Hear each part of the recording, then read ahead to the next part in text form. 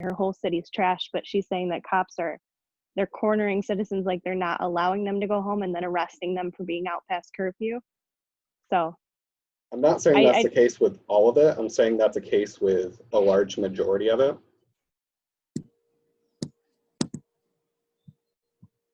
Jay doesn't want to say anything. That's just the thing too.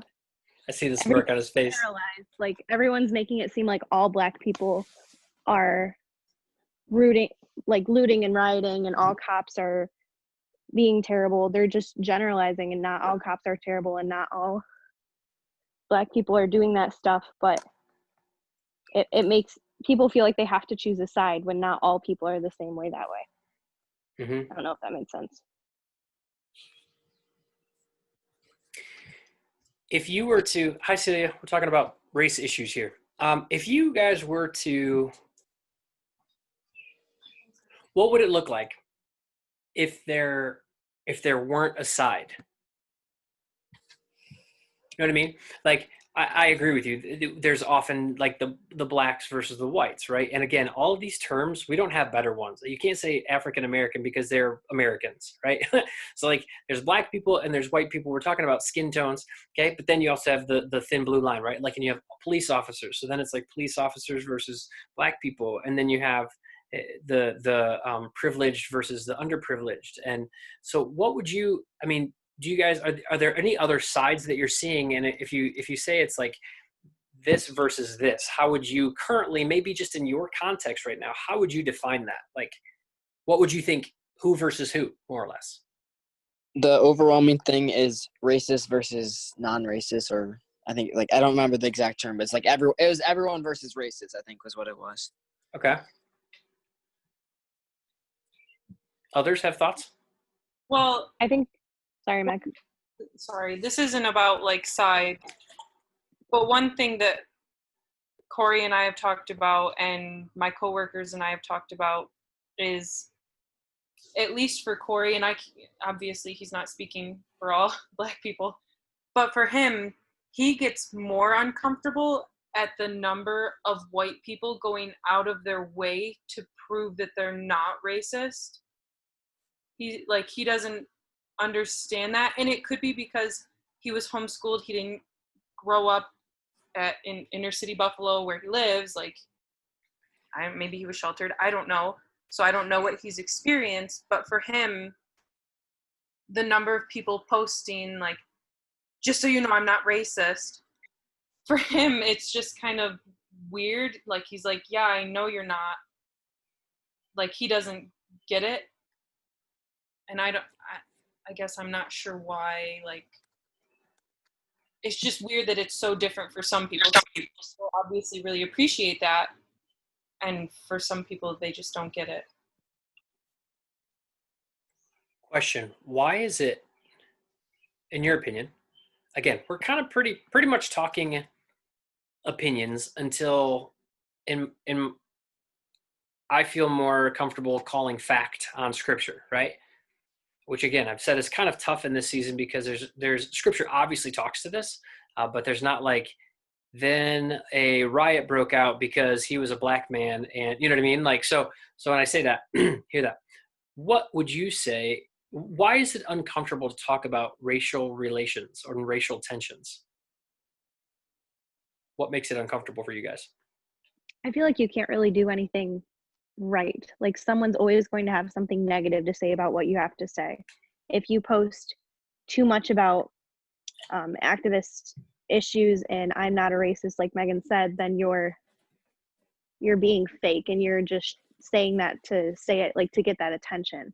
If you post nothing, then your quote that you had on the Snapchat today was, if you're silent, then you are part of the issue. Like, you're the oppressor if you're being silent on these issues. So there's really no winning. Yeah. So like, either I don't say something and I'm part of the problem, or I say something and I'm kind of like, oh, well, who are you to say something? Or you're, I mean, like, you don't know the what's that? Like, I feel like not a lot of people, but someone could feel like you jumped on the bandwagon. Yeah. Bandwagon. Definitely. I feel like us not posting something on social media is not us being silent. Like, if we watch something racist happen and we didn't speak up, it's different. But us to not post something on social media, I don't feel like to call us to say that we're, I don't know. I don't feel that not posting on social media is being part of the problem. You're good. Jay.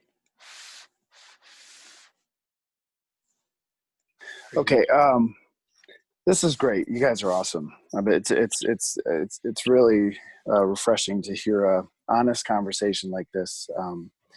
And so I just want to just to do some term clarification. And this is mostly just because, and it's maybe a hard thing to understand, but we're all racist, period. Okay. Anybody in power in a world where we as whites, I think all of us are white here, we as whites benefit from a system that was established hundreds of years ago. That wasn't our fault. I mean, we didn't like sign the stuff. And so therefore we are racist because we live in a racist system. Now, I think the term that and I think it's a little tricky terms. I think what the term that everybody's using, it says, I'm not a racist. What you're really saying is I'm not a bigot. And I think it's an easier way to talk about it because, and here's an example of how some people have told me that that you live in a racist system or in a sexist system, for that matter, for you women out there.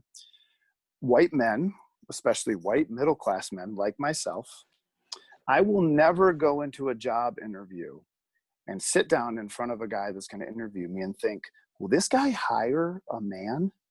Or will this guy hire a white guy? I never have ever thought about that. But I'm sure women who have gone into a job, you have thought, I wonder if they will hire a woman and a person of color. This is what they lead with. And so therefore, the system that we live in, that we as whites or men benefit from, that's what makes the system racist or sexist system.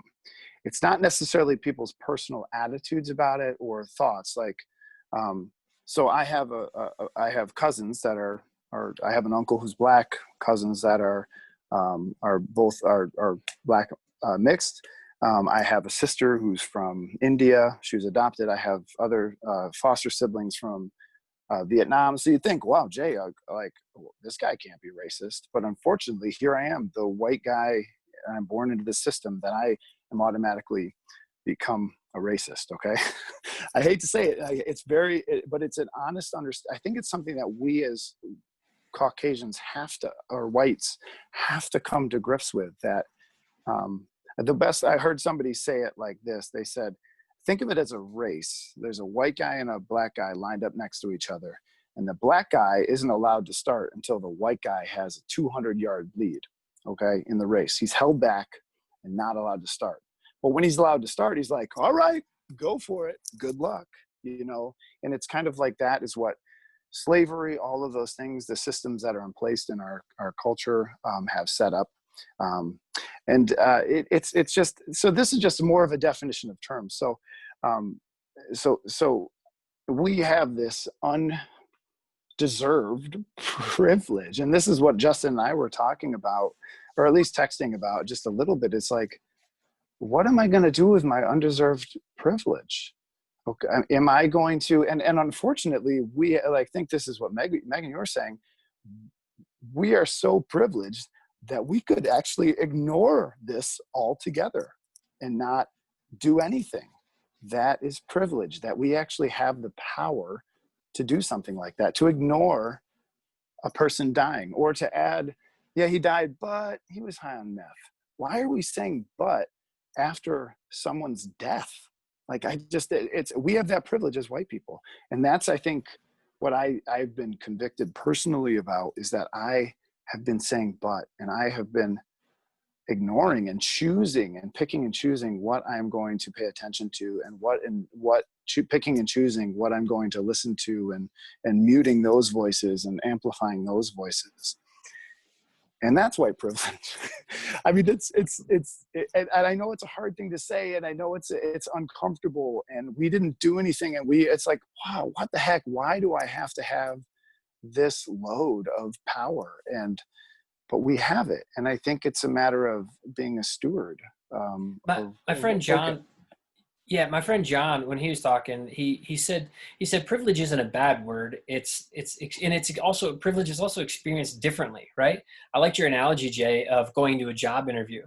Well, if even an underprivileged white person that you know what I mean, like whatever the case may be, I don't have great hygiene. I don't have the greatest, you know what I mean? Like their white privilege is even experienced on different levels. But one thing he said that made it click for me, he's like, white history is default history.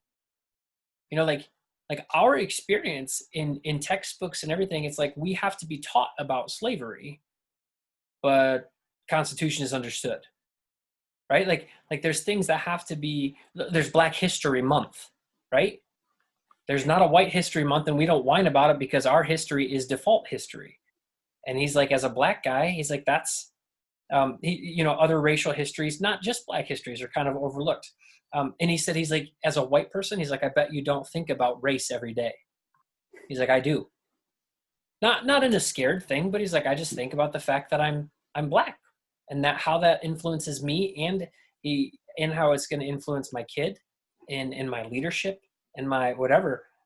He said, he goes, he's so funny. He goes, okay, first off, he said, I'm not really good at the dating game, but I had to think about dating and what it would look like for me as a Black man if I liked a white woman, and what her family would think if she brought me home. And he's like, that's something that white people don't usually have to think about. And I just thought that was it. When we talk about privilege, it's like Jay's saying, it's just kind of an understood, I don't ever have to explain myself. I don't know. I got another fun example. Okay, for this one's for the ladies, okay? But think about when you go to the cosmetic store and you pick out the nude color. Is that brown? Is it a darker? What is nude? Or you think about nude leggings, right? That's white.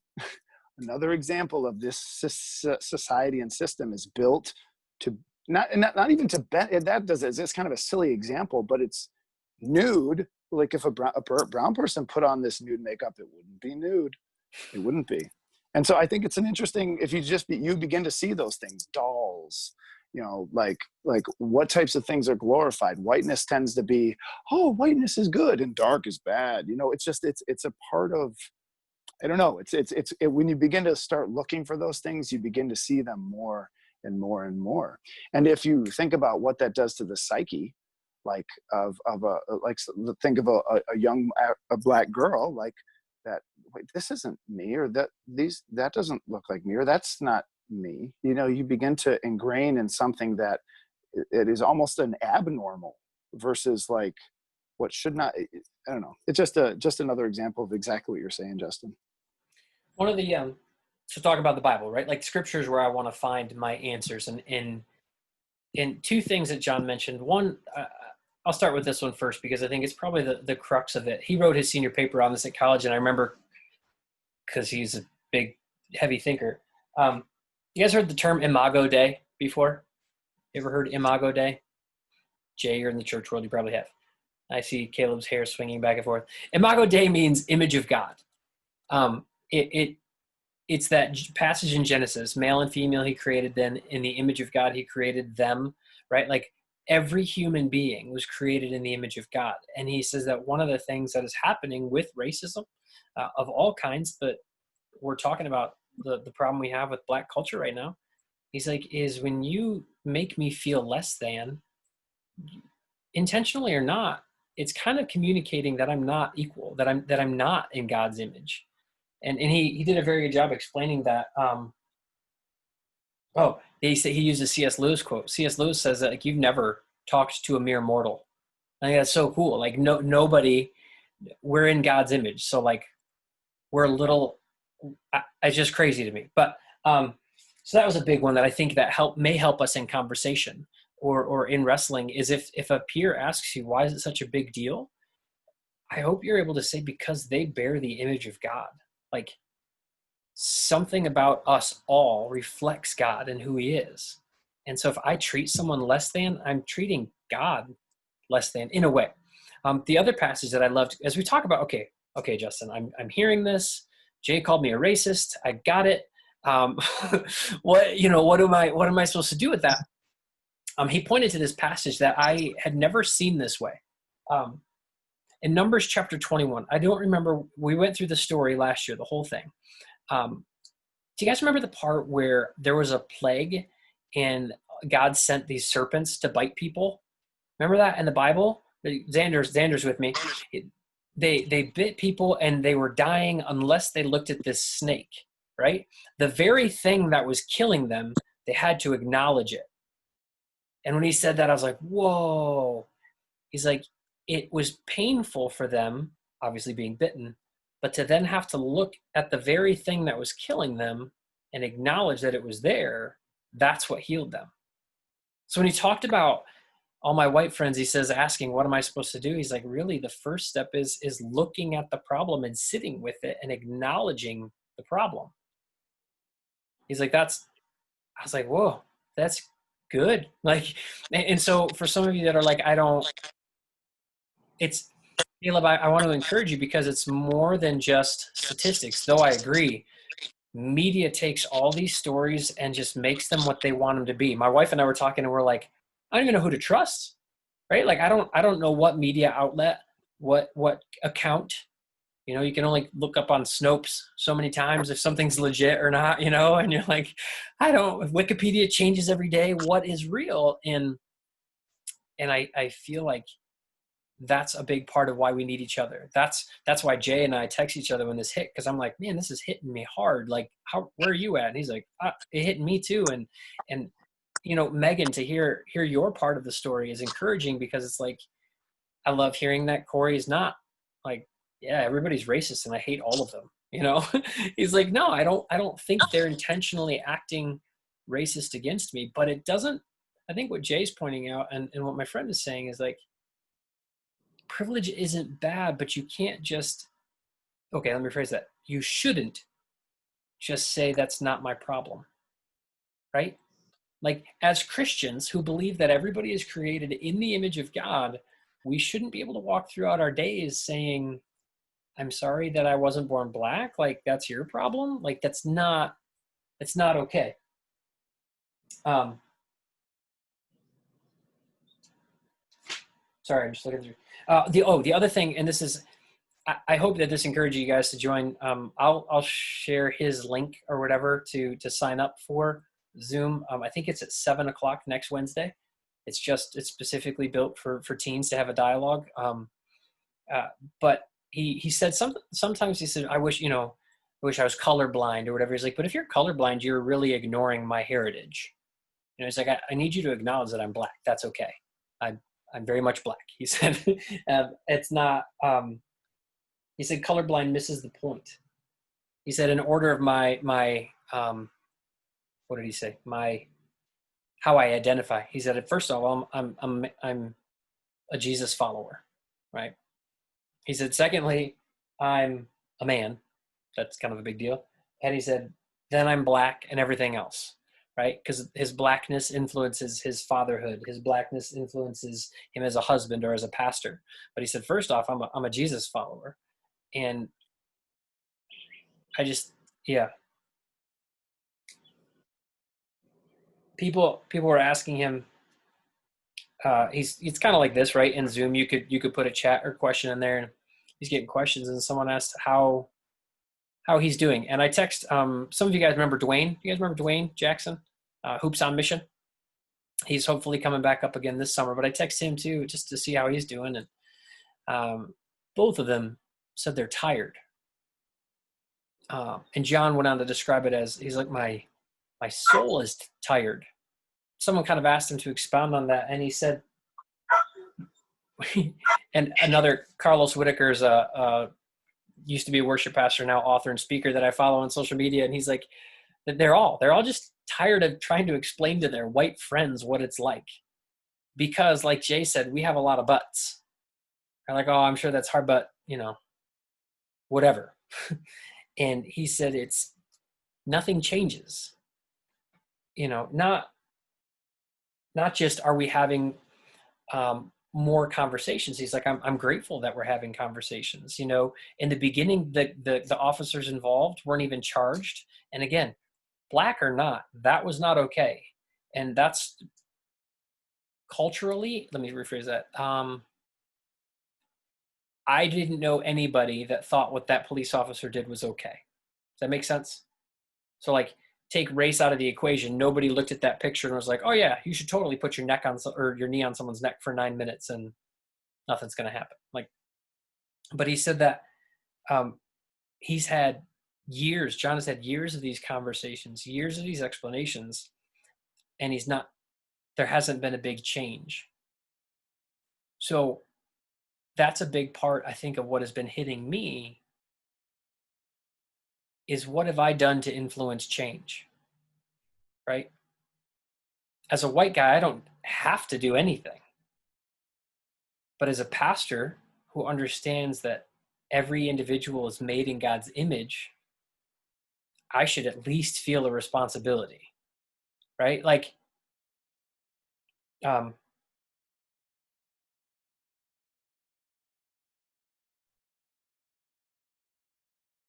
he referenced Jonah.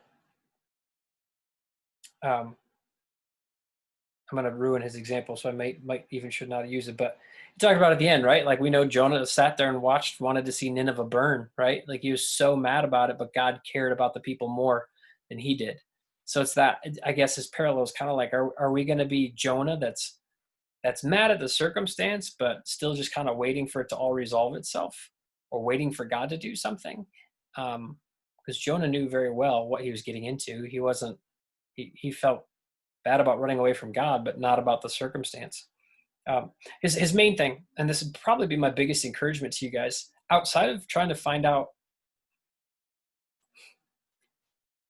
educating ourselves on the things that are more than just a class, right? Like, educating ourselves by having conversations.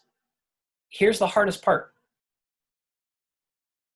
Most of y'all, or at least probably all of you, are Frewsburg native-ish, right? I grew up in a very similar context, all things considered. There's not a ton of multiculturalness, right? Like, you don't walk into your school feeling like a minority ever. But there's also a reason you don't feel comfortable walking down 2nd Street. And I don't know if that's a racially charged thing. I'm not saying it's a great part of town either. I'm just saying there's motivations behind that are underlying. But John's big thing too was, we talked about how this is uncomfortable as the church to discuss because there are major differing views, right? On both sides. It's whatever. Jackie, I loved your honesty. Like, your family is cops, so it's been kind of not skewed, but really hard to separate that from a race issue, because it's also, there's a lot of really good cops, and you feel like you need to defend that there's really good cops. That guy was kind of a tool and he made a horrible decision. So I get that. His point was like humility. All of our conversations have to start with humility. And I think for people like Jay and I, that's what sucks, because it's not a matter of apologizing for doing something wrong. It just feels like you have to somewhat apologize for being able to ignore it, or maybe apology is not the right word. Jay, thoughts? Like, help me out here. Well, yeah, no, I think I would agree. I think it was actually, I sent my cousin, who was about my age. He and I even look very similar. He just happens to be half black. And so I sent him a message, and I was somewhat embarrassed. I was embarrassed that I have never validated the fact that his experience is different than mine, and that even though we have very similar pathways, come from his dad, his African American dad, is was a provost at a university. So like super. I mean, honestly, their family is way better off than my family, and I mean it just is. And I just felt like I needed to basically express my apology is maybe the wrong word, but just but it's kind of right too. It's just saying that I am not going to keep closing my eyes, or I'm not going to continue to allow the privilege that I have of ignoring any of these kinds of things that come up to rule, and I'm gonna let it if influence different aspects of my life. And I'm not a Facebooker, so I'm not going to go on Facebook rants or make up some sweet TikToks, because oh boy, if I did that, they would be the best. But like, I just am not, that's not my outlet. But to outlets that I am experiencing, I'm going to care and look at every person, from the drug addict to the filthy rich, as these people are created in the image of God, and I am called as a Christian person to love them and look at them that way, and then to do everything in my power to serve each of them, like, and to honor each of them.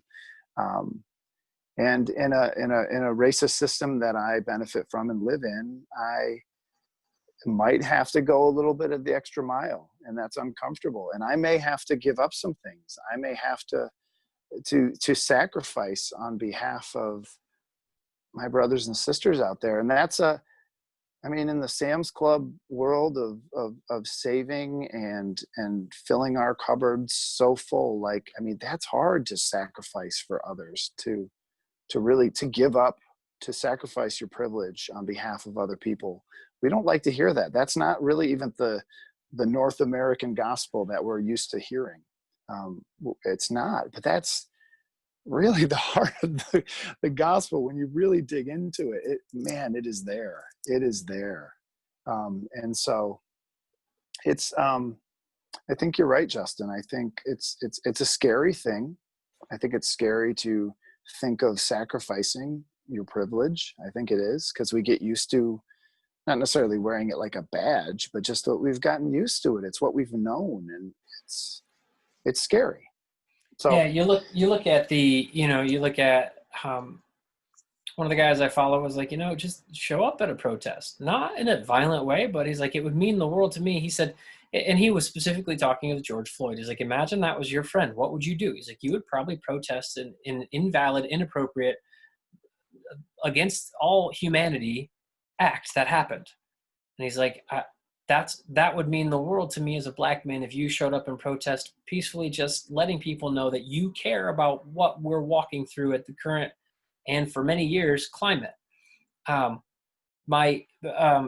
said that he said, what I wish white people knew, or what I wish they would do, was show up again with love and humility. And he said it this way: regardless the actions and perceptions of other people. That's really hard for us. Like you're talking about, Jay, like that sacrificial idea. I think that's so hard for us, because it's like posting something on social media. I saw another person say today, like, hey, glad you posted that. You probably won't post another thing about it, And it's like, I don't want to be that person. I have been that person before, but regardless of the actions and perceptions other people have of you, we are called to show up in love and humility. Like Jay said too, I love that it's not for those wrestling with drug addiction, for those wrestling with eating disorders, or are just socially awkward and outcast. Like, those are the people that Jesus showed up for. And the one thing too that I think we get really jacked up in our head is the fact that Jesus wasn't white. I know that's a real weird thing for our heads, because I'm like, well, what? He's Middle Eastern, but like every movie I've seen is at least mostly white, and so I think that that's really hard for us too, is that maybe in American culture, looking at our society, Jesus would be a minority. If Jesus lived in America, right? One of the things that I love that John said in terms of educating ourselves, as we're learning, when someone mentioned bandwagon, I like that concept here too, because he said, we said two things. One, don't make it about you. So if you talk to your friends or you ask questions of people, that's really hard for us. Kind of like Jay was saying, like setting yourself aside. Even if you're talking to your peers and what they're feeling about these things. Notice when we opened up, I was trying to gauge where you guys were at, how you're wrestling with it. And then I shared a little bit about where I'm at, not what I think is right and wrong specifically, but where I'm at. And I think that's a big part of having these conversations. So be ready to ask questions. The other thing he said, and we've talked about this in terms of our faith, right? He said, don't just tell me with your words, show me by how you invest your time, right? Like that's a thing we say in church a lot. Where you put your time tells me what's important to you, right? So if you're spending a ton more time on Netflix or on Fortnite or on whatever than you are talking with God, spending time with God, not just going to church, but working on that relationship, we've said that before. It's hard to argue against that being more important to you. And so his point was just like, show me that you care. Like, read a book, listen to a podcast. So one of my friends gave me this list of books. I'm like, they have those on Audible, or like, is there a podcast I can listen to? Because me sitting and reading is rare. But I will work through some of those. The other thing that he said, and I've heard this from multiple people of color.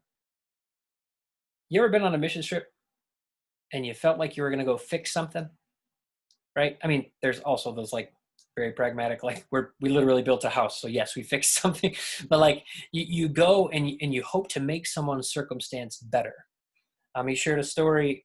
It's from one of the books that he suggests, is called White Awake. And there's this guy that went to this place. He's like, I'm going to fix it. You guys just tell me how I'm supposed to fix it. And the people that he was trying to minister to are like, you're going to burn out. You're not going to fix it. Joel also just suggested his brother's What's Hot podcast. I believe in that one he interviewed a guy, didn't he, Joel? Someone from like the Washington State area. He college, like dorm mate. A dorm mate? Okay. Yeah. His name's Alpha. His name's Alpha. Okay. Yeah. So we'll link that too. But one of the things he said was, again, two resources said this. Talking without immediate answers is a process.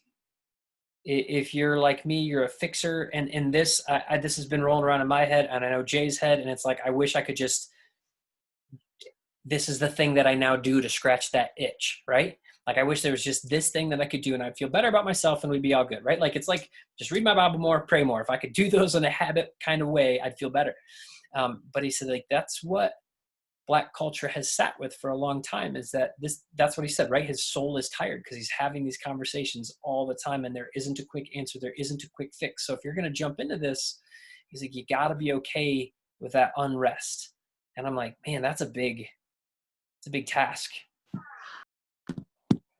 I don't like that idea of like being in it for the long haul and willing to just sit and listen to their stories, the stuff that they wrestle with. One of the things that I shared that again, it wasn't any kind of statement for me, but it's things that we don't understand.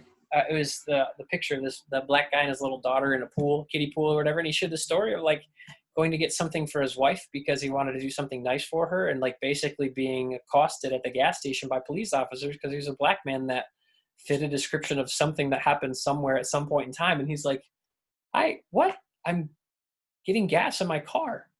Again, that's never something that I'll have to wrestle with, as was mentioned. So you guys have any questions, any other thoughts, things that you guys have been wrestling with in this season? I know this is a heavier topic, but I also know that if I just keep going and we do the next Francis Chan video or something, you guys are like, yeah, cool, whatever.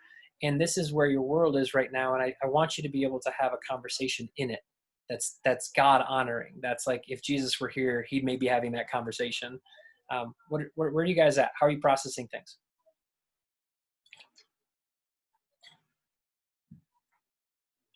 I liked getting to hear, it sounds like while we didn't have like majorly different opinions, it sounded like on here we're one. So it was really nice to be able to hear that rather than just getting all my information on Twitter or Instagram. So thanks for making this the topic.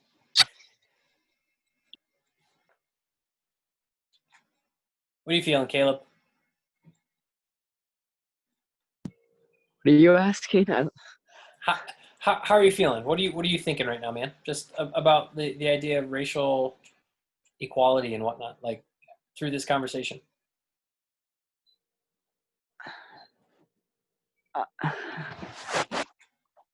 I don't know. I find it hard to think that we all are racist, and I completely understand that point. But where does it become? I don't know where I'm going with this. I do know one thing. Like when you like we are made in God's image, so if we're look at someone differently, then we're looking at God differently. But in the sense of LGBT, and when people say that they're born gay, how do we take that? That was one thing that came to my head. Jason?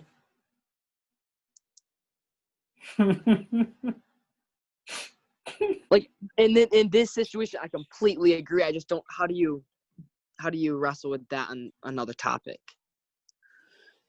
Yeah, and Caleb, can I just clarify? I think it's important to understand. Like when you He is backtracking. He used to be the favorite. He's not the favorite. No. The term, the term. When you say racist, like I think it's a definition of a system that we live in. Sort of like we live in a capitalistic system. We live in a racist system, and so I think the term that you're like. I do think actually people's general being bigots and things like that, which is I think that sometimes we use the word you're a racist when actually we mean you're a bigot. I think that is in that area. I think we have maybe grown as a culture over the last, over the years. I think more and more of us are like, no. I am not a bigot. But what I was trying to say about the racist idea is that we still just like we live in our capitalistic system, like a democratic system, we live within a racist system that is set up to benefit the people that are in power, which just happen to be white people. So that's what I'm saying by so probably my term of like everybody's a racist, it probably isn't fair totally. Caleb, does that clarify a little bit? Yeah, that's easier to understand. Okay, cool. I just wanted to make sure that, because I know it's a confusing idea because we use that word racist very, very freely when we probably should be using the word bigot, I think. So that's just a clarification. But that doesn't answer the other question. That's just I wanted he's gonna throw it back. I knew he was. Yeah, no, when it comes to, and here's a thing that like even in this group, right? Like even just look around your screen at the faces you see. We all have differing opinions on LGBT, right? We've all obviously had different experiences with both that and race and racial tensions. I really wrestle when someone says they're born a certain way as well. Again, color of my skin is non-negotiable. I can change it a little bit, but I can also tell like when I'm born what the color of my skin is, right? Like that's a thing. I have a harder time being gracious. And again, this is probably another bigoted element in me. I have a harder time being gracious when someone says that they're a woman, but they have all male parts, right? There's a guy that I like listening to that I can't remember his name now. He's not gracious at all in how he communicates it. He's just very scientific. And I'm like, I love that. But he sounds like a jerk. But so when it comes to how we are made in God's image, I think I wrestle a lot with people that wrestle with their, let's call it sexual identity, because I feel like in my head, this is, again, all conjecture, or not conjecture, all my opinion. I feel like that's something of a, what? Oh, popcorn. I'm good right now. Sorry. Is that my mom? Yeah. Megan says hi. They had popcorn downstairs. They watched. She has popcorn. I feel like when people make that statement, she's gone. You can't have her. She's gone. People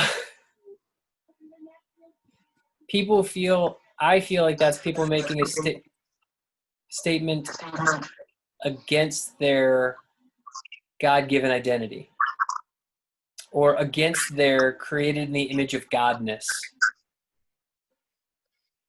But I also feel like that's simply another tool that Satan is using against us. You know, like, can I love a person that lives that way? Well, that's not my, like, I obviously, and that's like a whole thing in like sitting in government class. It's like, one guy and 7 girls and a topic that you're just like, your opinion is so like whatever you say is wrong because you're the only male sitting there. But I always stress, like, I do not agree with your lifestyle, but it doesn't mean I hate you, or it doesn't mean I don't love you. So just because I don't agree with how your sexuality doesn't make me homophobic. Right. I guess. Yeah. And I would argue that the sexuality issue is separate from, and that's where I struggle sometimes. It's separate from race to me. And that's where I get really frustrated that it gets thrown into the same boat. Right. Like, the podcast I was listening to was like how the race issue, as it developed, opened the door for things like women's rights. And I think that's not wrong. I think that's a non-negotiable. Like, as a woman, you don't have you're born as a woman, right? I feel like this is a negotiable. I don't know how to define it better when you talk about human sexuality. So when you throw human sexuality issues on the same civil, what's it called? Whatever, civil issues, right? As race or as women's rights, I don't think that's the same playing field, right? But I think both are used in the same way on the opposite side too, right? Like, for them to say, if you disagree with me, that you're bigoted, right? That's kind of Jay's word right there, right? Like, if you disagree with you, you're kind of acting like a bigot. And it's like that. Jay, would you agree that those are different? Like, am I a bigot if I disagree with someone's sexuality in the same way that I would be a bigot if I had no concern about race issues? Yeah, I don't think I don't think that would be. Yeah, no, I would agree with you. Yeah, I think when you look at scripture, you can see trajectories of like slavery and women. There's clear trajectory of equality and things like that. They're just, it's really obvious how that it's not a kind of a flatline thing. And some scholars argue the fact that when it comes to sexuality, it actually is sort of a flatline thing, that you don't actually see a change in trajectory over the sort of the whole piece of scripture, whereas you do see it for slavery and you do see it for women. Again, some scholars argue that that's one of the main arguments that they use, that it's a trajectory issue more than anything else. So does that make sense? You guys understand what he's saying when he says trajectory? Like, slavery maybe in scripture started as something that was more okay. What? There's leeway, like what even like the difference between Old Testament versus New Testament, like how I guess God ruled, I guess, is how women were looked at versus how they then are looked at, I guess, in that sense, like how it developed. Yeah, I mean, in the Old Testament, women were property, right? Like, women had as much rights as property. That's why the woman at the well was a big deal. Jesus shouldn't have been talking to her. That's why, it's similar to the Good Samaritan, right? Like, that person had no value or whatever. Like, and yet Jesus came and said that there is value. Jesus never said, and that's Jay and I've talked about this in terms of human sexuality. We kind of wish Jesus would have made it easier and been like, yeah, whatever, no big deal. Human sexuality is whatever you want it to be. But it never changed. It was always man and woman. So, but kind of off topic there. So, real quick before I forget, the 2 books that my friend suggested, and I put out a number of resources. I made a YouTube video. That was my initial thoughts when this stuff hit, and it has a bunch of links to it. But the 2 books that my friend John said, the first one he talked about, he said, this one may be one where if you're not a reader, you're like, yeah, it's either going to be an Audible book or not. It is The New Jim Crow. He said that Jay, yeah, thumbs up. He said he started it, but it was like super heavy, the first intro or something. And he's like, it took me like a day to get through the intro. So he said, but it was really, really good. And then there's 2 other ones he mentioned. White Awake was the one he said, that's like the Christian version of another one that's called White Fragility. But White Awake, he said, was also really good in terms of helping white people understand what Black people have gone through. And again, I would argue that a lot of this is, I don't want to say it's similar to how you read scripture, because it's like I said earlier, we're trying to get the right truth right now, right? Like, culture is telling us 7 million things that we're supposed to be thinking and feeling. So when you take a book, take it as a book, right? It's good, but don't say this is fact and I can't question it, right? The only thing that, even scripture, you're supposed to question it. Jesus says, like, no, like test my words, like make sure that they're true. Have dialogue about these things. Again, as he said, come at all these conversations with humility. Have you ever read a book?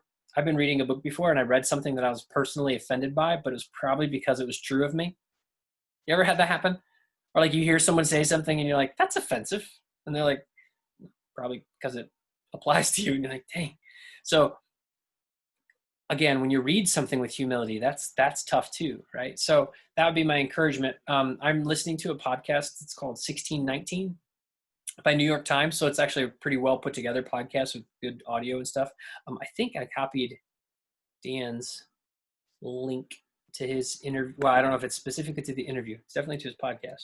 Nope, didn't happen.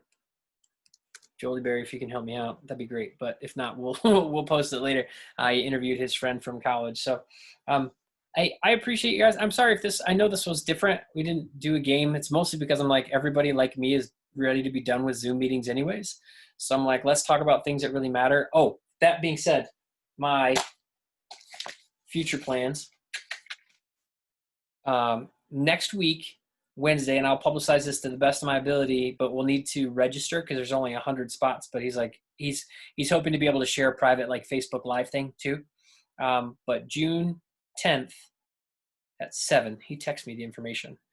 So it'll be a Zoom meeting with John. If that's something of interest to you guys, that's my plan for next week for the most part. If he starts to go long and you're like, listen, there it is. Thanks, Joel. I can listen for so long and then you're losing me because he went literally for an hour and 42 minutes and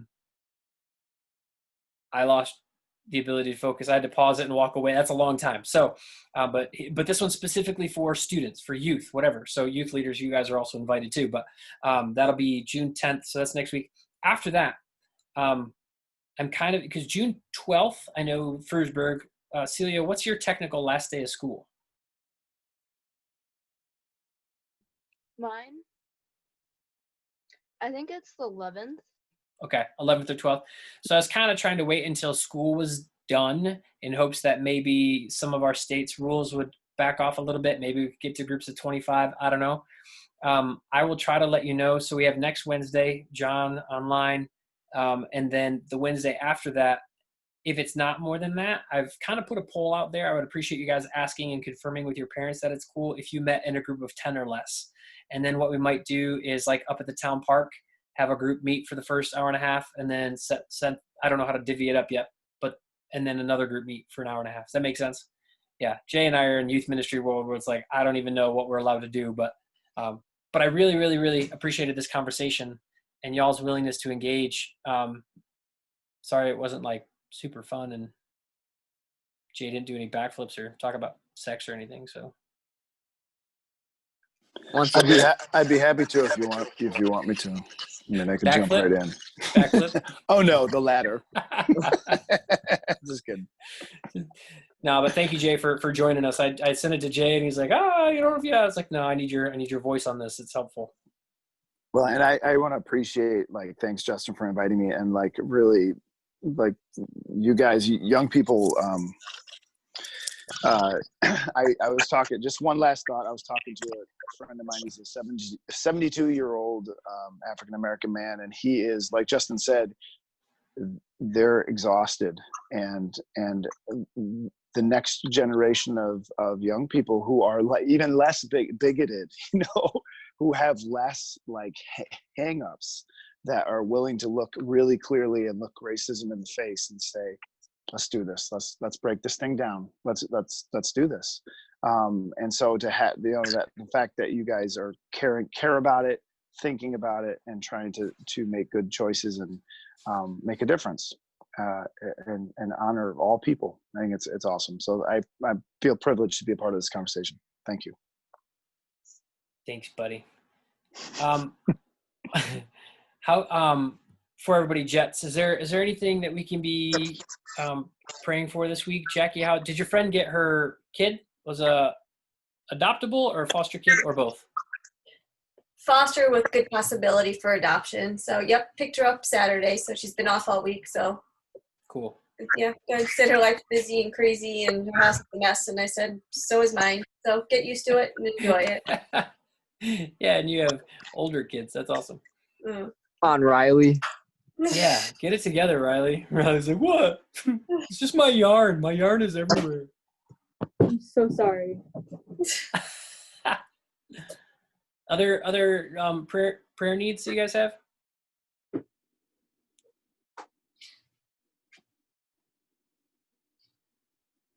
Nothing? Okay, cool. Shoot me a text or a message or whatever otherwise, and I will I'll just pray for us. Is that cool?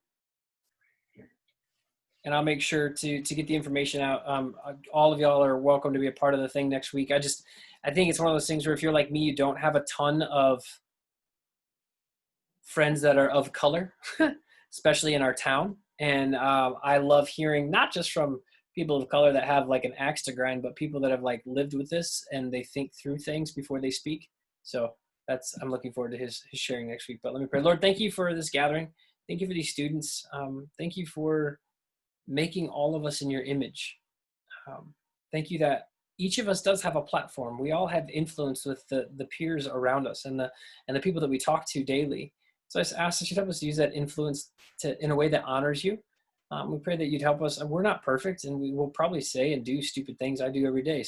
But I just pray that you would help us to exemplify you to the best of our ability. We've always talked about we want to make you look good, and I feel like for me personally, my silence or ambivalence, or that's a big word, my not needing to say or vocalize anything on the issue of racism hasn't really done you any justice. So I pray that you would help me to not worry about people's thoughts and like, oh, now you're a bandwagon person, or oh, what about this problem over here? Like, I just know racism as has been built into our society is not okay, and I want to do what I can to honor you in the fight against that, I guess is the best way to say it. So thanks for Jay having been here and shared his heart on this too, and for all these students, like he said, it's just cool to see people that care enough to hang out with us and have this conversation. So I pray that you help us keep the conversation going, maybe with our family, maybe with our friends, just seeing what they think in here. Again, it is more than social media posts. I agree with Caleb wholeheartedly.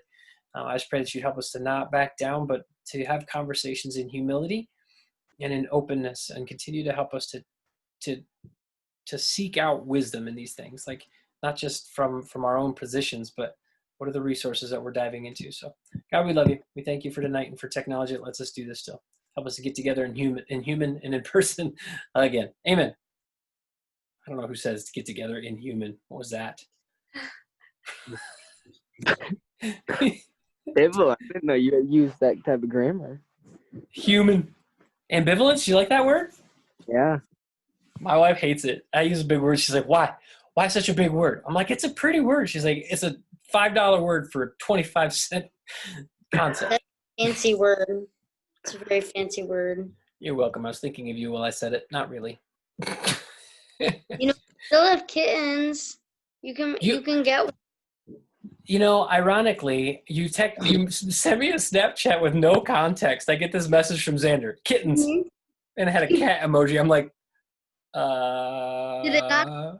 Sure. No, it just said kittens. I guess I sent you a picture. No, I just got kittens. I was like, okay.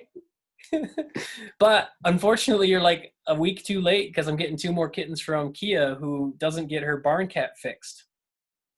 Aww. But she gave us a barn cat before and it never came back. We have 2, we have 1 still, and yeah, so we're getting 2 more. Yeah, Kia has a habit of like her cat having kittens, and then she texts everyone she knows to try to pawn them off. We hadn't spoken in over 6 months, and she just texts me, hey, do you want another cat? Like, no, why? At least she's not sending you like random pictures with the word kitten and an emoji. I'm telling you, it was supposed to send a picture. What they all say, Xander. Kitten. All right, friends. We will we'll talk to you later. I'll get some information out online about next week and stuff coming up, okay? Thanks, guys. See ya.